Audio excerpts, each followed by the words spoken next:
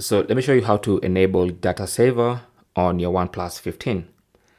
So if you go into settings and then mobile network and then go to data usage, you can actually set data saving on. You can turn it on. You can see data saving is off by default, and it's going to default to the SIM card you have set as your mobile data SIM card. For me, that's SIM 2, but you can also do this for SIM 1 independently. Okay, so I'm going to go to my default SIM 2 for mobile data, select data saving, and then I can enable data saving and turn it on. Now, keep in mind that when you enable data saving, it prevents or restricts apps from using data in the background. So that means if you have an email, someone sends you an email, the only time you'll see that email is when you open the Gmail application. Okay, so to mitigate that, you can go to unrestricted apps and you can select a few apps that you want to bypass that rule of data saving.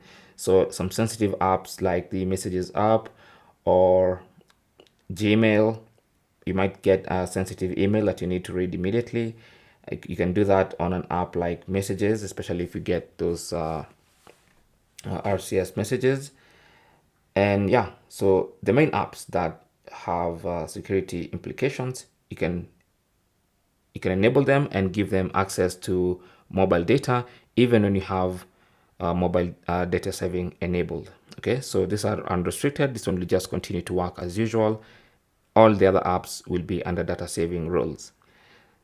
Thanks for watching. Don't forget to like and subscribe. And if you have any comments or questions, you can talk to us in the comment section. Good luck.